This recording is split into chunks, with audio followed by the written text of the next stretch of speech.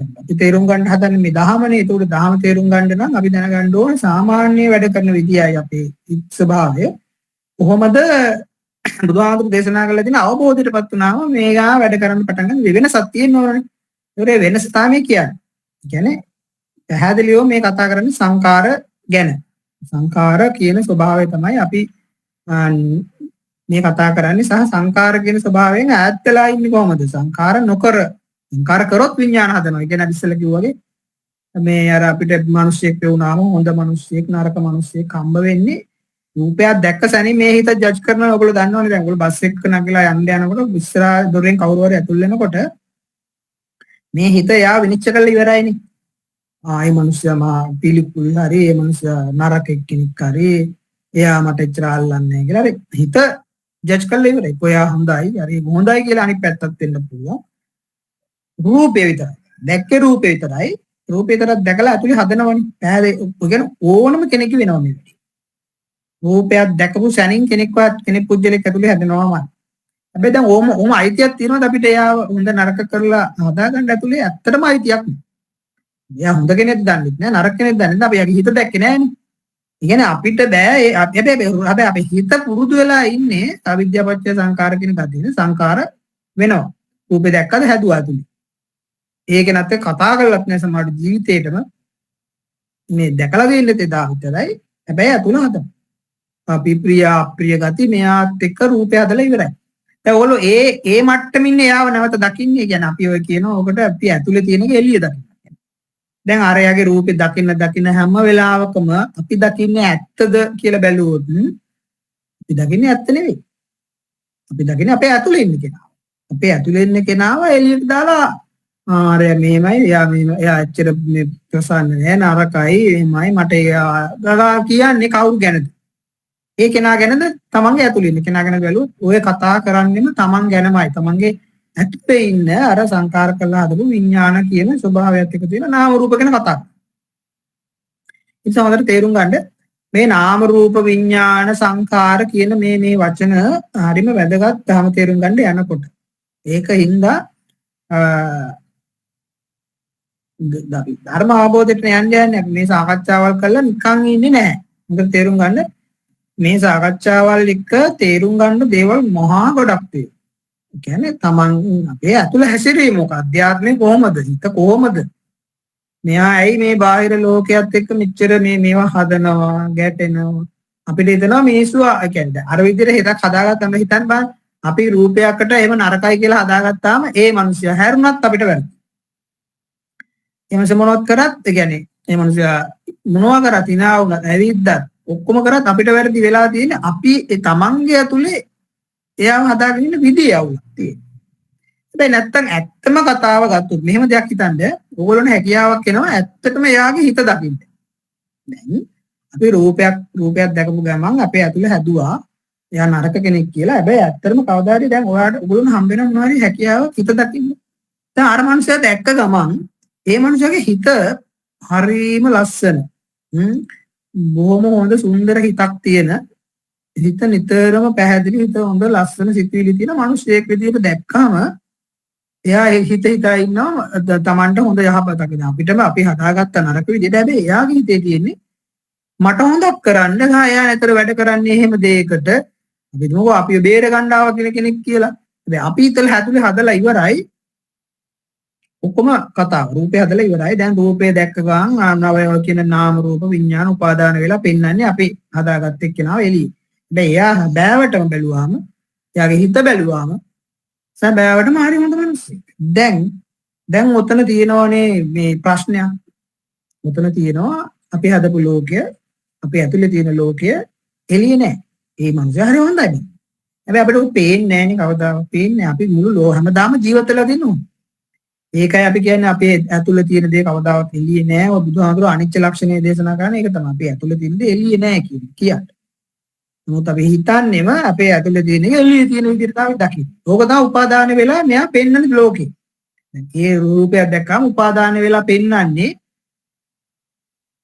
නාම ධර්මයේ තියෙනවා දැන ගැනීම. රූපයක් දැක්කා. රූපය ඇහැට පේන සාමාන්‍ය රූපයක් වර්ණ සටහනක් දැක්කා. ඔය වර්ණ සටහනේ නවතින්නේ නෑනේ කවුරුවත්. වර්ණ සටහන රූපයක් මෙයා අමල් සුනිල් කමල් නිමල් ගගා කියනවනේ. අපි නාම දෙනවනේ. දැන් එයා විදිහට අඳුරගත්තා. අඳුරගෙන ඔතනින් නතර වෙන්නෙත් නැහැ. ඉතින් ඔතනින් නතර වෙන්නේ නැතුව මොකද්ද වෙන්නේ කියලා හැබෑවට ගත්තොත් මෙයා යනවා කොහාටද? මෙයා යනවා විඥාන කියන පැත්තට ගිහිල්ලා එයාගේ වටිනාකම් ටික එකතු කරලා දෙනවා. දේ දුන්න ගමන් පේන්නේ එළියේ මේ මහා නරක මිනිස්සු මේ මෙහෙමයි මට කියන්නේ මම කැමති නැති කෙනෙක් ගගාර වටිනාකම් ටික දාලා තමයි ලූපේ දිහා දෙන්නේ. මොන්න ඔබ වෙනවාමයි. ඉතින් ඕක තමයි අපි අම්මා දැක්කත් ඇතුළේට අම්මා කියන රූපේ දැක්කා කියලා කවදාවත් ගැටලුවක් නැහැ. ඔතන විඥාන උපාදාන කරලා පෙන්නනවා මේ මගේ අම්මෙක් කියලා. එතකොට අපිට ලෝකේ වෙන්නලා තියෙන්නේ හැමදාම ඔය කියන්නේ ලෝකේට අපිට අම්මා කෙනෙක් තාත්තා කෙනෙක් ඉන්නවා තමයි සම්මුතික උපතට. හැබැයි මේ අපි යන ගමනේදී ඒ අම්මා තාත්තා විදිහට දකින්නේ මේ යුතුයකම් වගේ නිෂ්ඨ කරන රාමුවකදී විතරයි. එහෙම නැතුව අපිට අම්මලා තාත්තලා සංසාරේ ඕන තරම් ඉඳලා තියෙනවා. ඒක අපි දන්නේ නැහැ, පේන්නේ නැති කතාවක්. ඒ නිසා දැන් අපි කවදාද ධර්ම මාර්ගයේ යනකොට ඔයගොල්ලන්ට වෙන්නේ මොකද්ද? අම්මා තාත්තා හැමදාම ඉන්නවා. ප්‍රශ්නයක් නැහැ. මම මගේ කියන අම්මා තාත්තා ගතිය නැති. අපිට ඒක තමයි මේන්නේ මේක වෙන්නේ. කියන්නේ ඔයගොල්ලෝ එක පැත්තක් ඔය දිට්ඨිය, සක්කාය දිට්ඨිය බාහිර නැති වෙන ගමන් දැන් බාහිරත් අපිට ආත්මනේ හම්බ වෙන්නේ. බාහිර නැති වෙන ගමන් සිද්ධ වෙන අනිත් එක තමයි මේ භාවනාව මේ සතිපට්ඨානේ වඩනකොට තමන්ගේ පැත්තක් තියෙනවා. තමන්ගේ පැත්තෙනුත් මම මගේ කෙනෙක් හැදිලා ඉන්නවා කය නිසා, රූපේ නිසා, හැඩය නිසා, කළු සුදු බව නිසා, වයස නිසා. දැන් අපි කියන්නේ මම 60යි, මම 70යි, මම 30යි, මම 40යි ගගා අපි ඔය කියන්නේ මට වයස ගගා කියන්නේ සබෑවටම බැලුවොත් එහෙම තමන්ට කියන වයසක් නෙමෙයිනේ. මොකද බලන්න. මේ මගේ වයස මට වයස කියලා කිව්වට ඔය කයට කියන වයසක් නේ. ඒක ඇත්තම කතාව නිකන් කයට 30යි, කයට 40යි, කයට 50යි කියන ගමනක් තමයි යන්නේ. හැබැයි ඕක අපිට ඕම උත්තරයක් දෙන්න බෑනේ. ඕම උත්තරයක් දෙන්න හිතෙන්නේ නැහැ. මම ડોක්ටර් කෙනෙක් ඇහුවොත් එහෙම අපෙන් වයස කීයද කියලා අපි කියන්නේ මට 60යි. මට 50යි. කවදාවත් කියලා නෑනේ. මම ડોක්ටර් කයට 60යි, කයට 50යි කියන උත්තරේ එන්නේ නෑනේ. ඒ එන්නේ නැත්තේ අපි කියන්න ඕනේ නෑ සම්මුති කොනට අනිත් මිනිස්සු බලනනේ මොකද කියලා. හැබැයි අපිට අවබෝධයක් තියෙනකොට අපි කතා කරන්නේ කයේ වයස. හැබැයි කයේ වයසක් විතර දැනෙන්නේ නැතුව අපිට මගේ වයසක් විතර දැනෙන්නේ ඇයි කියලා බැලුවොත් සක්කාය දිට්ඨිය ඉඳලා. කියන්නේ සක්කාය දිට්ඨිය කියන ස්වභාවය එච්චරටම අපි සාමාන්‍ය මේ හිත දකිනවා එයා අසුරු කරනවා සක්කාය දිට්ඨිය අසුරු කරන තමයි අපි මේ ආත්මයෙන් නිදෙන්න දෙරෙන්නේ නැත්තේ ආත්මයෙන් ගැලවෙන්න තේරෙන්නේ නැත්තේ ආත්මය කියන්නේ මොකක්ද කියලා කිසිම අදහසක් නැත්තේ. ඒක කළු නිකන් බලන්න සක්කාය දිට්ඨිය තව අයිති වෙන පැත්තක් නේ. කයේ හැඩරුව, උස බව, මිටි බව, කළු බව, සුදු බව, කැත ලස්සන වදී ඔය ඔක්කොම දේවල් එක මම කියලා කියන්නේ පටන් ගන්නකොටම කියන්නේ මම සුදුයි, මම කළුයි, මම උසයි, මම මිටි ගාර අපි කියන ওই ලක්ෂණ කොහොමයි තියෙන්නේ සක්කාය දිට්ඨියේ කය පැත්තට. කය නිසා හැදුණු මම. ඒ නිසා ඔයාලට තේරුම් ගන්න ඔය සියල්ලම නාම ධර්ම සහ රූප ධර්ම විතරයි. ඒ වුණාට ඔය නාම රූප නිකන් තිබ්බේ නෑ. විඥාන කියන ශක්තියක් ස්කන්ධයක් එක තමයි උපාදාන වෙන්නේ හැදුණා. ඒ නිසා තමයි ඔයගොල්ලෝ රූපයක් දැක්කම ඔය තමන්ගේ ෆොටෝ එක දැක්කම මේ ඉන්නේ මම කියලා කියන්නේ ඇයි? ඒක දුකෙන් කියන වෙන්න පුළුවන්, ආඩම්බරෙන් කියන වෙනවා, සතුටින් කියන වෙන්න පුළුවන්. ඒ කියන කතියෙත් එක්ක එන උපාදාන වෙලා එන කොටස තමයි අර විඥාන ශක්තිය. ඒ කියන්නේ උපාදාන විඥාන උපාදාන ස්කන්ධයක් හැම වෙලාවෙම තියෙනවා අපේ ඇසුරේ. එතකොට දැන් බුදුහාමුදුරුවෝ කිව්වේ එහෙම එකක් ඕනේ නැහැ. කියන්නේ එහෙම එකක් අපිට ඕනේ නැහැ. අපි මේක නාම රූප විතරක් එක්ක අපිට ලෝකයේ ඇසුරු කරන්න පුළුවන්. හැබැයි අපිට විඥාන ස්කන්ධය කියන එහෙම නැත්නම් ඔය බොරුව. ඇත්තම කියනවා නම් බොරු කතාවක් ඒක. විඥාන කියන ස්වභාවය අර බුදුහාමුදුරුවෝ කියනවා නිකන් මායාවක්. ඒක පවතින්නේ නැති එකක්. හැබැයි ඒක පවතිනවා වගේ දැනෙනවා. බාහිර මිනිස්සෙක් දැක්කම හොඳ මිනිස්සෙක් නරක මිනිස්සෙක් කියලා එකක් බාහිර නෑ. පවතිනවා වගේ දැනෙන තමයි අපි ඒ මිනිස්යාව ඇතුලේ හදාගෙන හොඳ නරක හදාගෙන අර අපි වින්දනය කරනවා, වදනවා, ගැටෙනවා වගේ වෙන්නේ ඇතුලේ ඇත්තටම නොපවතින දෙයක්. කියන්නේ විඥානය කියන්නේ ඉච්චරටම ලොකු රැවටීමක් කරන දණක්. ඒකයි බුදුහාමුදුරුවෝ කියන්නේ ඔය විඥානය හොඳට තේරුම් ගන්න. ඒකට හැබැයි විඥානය මොනකද නම් වැදගත්. විඥානේ තේරුම් ගන්න නිකම් බෑ. විඥාන ස්කන්ධ, සංකාර ස්කන්ධ, ඔය ඔක්කොම දේවල් ස්කන්ධ ධර්ම තේරුම් ගන්න. නිකන් ස්කන්ධ කිව්වහම ඔයගොල්ලන්ට සාමාන්‍යයෙන් තේරෙන්න ඕන අපි සාමාන්‍ය ස්කන්ධයක් කියලා කියන්නේ බර ගතියක්, වගේ එකක් එක්කනේ කතා කරන්නේ. දැනෙන ගතියක්, බර ගතියක්, මොනවානේ අන්තර්ගතයක් තියෙන වගේ එකක් නේ ස්කන්ධයක් කියලා කියන්නේ. ස්කන්ධ නැහැ කියලා කියන්නේ අන්තර්ගතයක් නෑ වගේ ගතියක්. මේ ස්කන්ධයක් තියෙනවා කියන්නේ අන්තර්ගතයක් තියෙනවා. ඇතුලේ අන්තර්ගතයක් තියෙනවා. රූපයක් දැක්ක ගමන් අපිට ඒක දකින්න වෙන්නේ අන්තර්ගතයක් එක්ක. මේ හදපු අන්තර්ගතයක් තියෙනවනේ ඇතුලේනේ. අන්න ඒවට තමයි බුදුහාමුදුරු කියන්නේ ඔය රූපයක් දැකපු සැනින් රූපය දැක්ක පමණින් අතර වෙනවා කියලා ගතියක් සාමාන්‍ය හිතකට නැහැ. එයා යනවා අන්තර්ගතේ හොයන්න. ඒ හොයන්න ගිහිල්ලා තමයි විඥානස්කන්ධය උපාදාන කරගෙන අපි මේ ඔක්කොම කතා කරන මේ විසියල්ලම අපේ දැන් සාමාන්‍ය පුතග්ජන සත්‍ය ස්වභාවය. දැන් මේ කතා කරන්නේ හැසිරෙන විදියක්. දැන් මේ හැසිරෙන විදිය වැරද්දක් තියෙනවා. මේක ප්‍රඥාව ඥාණයෙන් දැනගන්න ඕන. ඒකට තමයි බුදුහාමුදුරෝ දේශනා කරන්නේ මාර්ගයක්.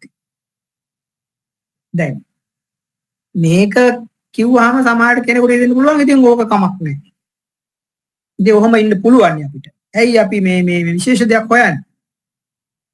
ඇයි අපි භාවනා කරන්නේ? කකුල් දෙදෙනකන් ඉන්නේ, පර්යයන්ක වල වාඩි වෙන්නේ. ප්‍රතිපත්තාන ඉගෙන ගන්න. ඉතින් ඕකත් එක්කම අපිට ඉන්න පුළුවන් ලෝකෙ වින්දනය කරනවා, ගැටෙනවා, තැවෙනවා, මුතුත්තිපත් වෙනවා. තමයි ඉතින් මරණකම් ඕක තමයි ජීවිතය කියලා ඉන්න පුළුවන් කියලා හිතෙන්න පුළුවන්. එහෙම හිතනවානේ කොහොමද? බහුතරයේ මතයක් තියෙනවනේ. බෞද්ධ කියලා කිව්ව පළියට ඔය නාම රූප කියන්නේ මොනවද? ඒකේ ඇත්තට විඥාන ස්කන්ධය ඌ ඇත්තටම නැති කරන්න ඕනද? ඔය මායාව විකාරය කියන්නේ ඒවා ගැන අපි තැවෙන්න ඕනද? ඒක හැටිනේ කියලා ඉන්න පුළුවන් කමකුත් තියෙනවා. ඒක තමයි බුදුහාමුදුරු කියන්නේ සංසාරය කියන එක තමාරු මිනිස්සුන්ට මේ අපි කියන්නේ පුජ්‍යල භාවයක් තියෙනවා කියලා උගට දන්නා ඉපට දන්නා නේගේ පදපරම කියලා හතර දෙනෙක් පණවන්නේම යුවපලියට තේරෙන්නේ නැහැ. උගට දන්නා ඉපට දන්නා කියන අයට නම් තේරෙනවා. ටංගල මේ කියන එකේ අවුලක් තියෙනවා වගේ කියලා. ඒක තමයි මේ බාහිර රූපයක් දැක්ක ගමන් ඇයි මගේ ඇතුළ මේ මවන්නේ? එතන අවුලක් තියෙනවනේ කියලා වගේ ටංගලක් මේක දැනගන්න කට්ටියක් ඉන්නවා. ඒකට උග්ගටි දන්නේ විපරිත එක. ටග්ගාල ක්ලික් වෙනවා මේ කියන කතාව මේක අවුලක් තියෙනවා කියලා. ඊට පස්සේ ඉන්නවනේ ඊයේ පදපරම කියන හැටි චුට්ටක් ගොඩාක් කියන්න ඕන, තේරුම් කරන්න ඕන, දැනුම දෙන්න ඕන, භාවනාවේ ගොඩාක් කියවන්න ඕන. එහෙම කළා ටිකක් අමාරු වැඩක් ඒක. ටිකක් වෙලා යන වැඩක්. හැබැයි මේ පුජ්‍යල ස්වභාවය විවිධයි. ඒක හින්දාම තමයි අර අපි භාවනාව කරකට දාන්න පුළුවන් අය ඉන්නවා. උනට වැඩි දෙයක් කියන්න ඕනේ නැහැ. උනට කිව්වම මේක මහ විකාරයක්, විඥානය කියන එක මායාවක්. ඒ කියන්නේ ඒක මවලා දෙන්නේ රූපයක් දැක ගමන් ඇත්තම රූපයේ ඔය සංකාර කරලා හදාගත්ත විඥාන ටිකක් තියෙක වටිනාකම් ටිකක් තියෙනවා. එයා තමයි ඔය දකින්නේ. එන්නේ ඔයාමයි. බාහිර නේ ඔය දැකලා තියෙන්නේ. Taman දැකලා තියෙන්නේ Tamanගේ ඇතුළමයි. ඒ ඇතුලේ තියෙන විකෘතියමයි ඔයගොල්ලෝ දැකලා ඔය එළිය හොයන්නේ. ඕක කිව්ව ගමන් තේරෙනවා. තේරුණ ගමන් එයා අහන්නේ මොකද්ද? කොහොමද මේ විකෘතිය නැති කරගන්නේ? එහෙම එකක් තියෙනවා. දැන් කොහොමද මේ විකෘතිය නැති කරගන්නේ කියන එක අහන්න නම් ටිකක් හිතන්න පුළුවන් මිනිස්සෙක් නේ.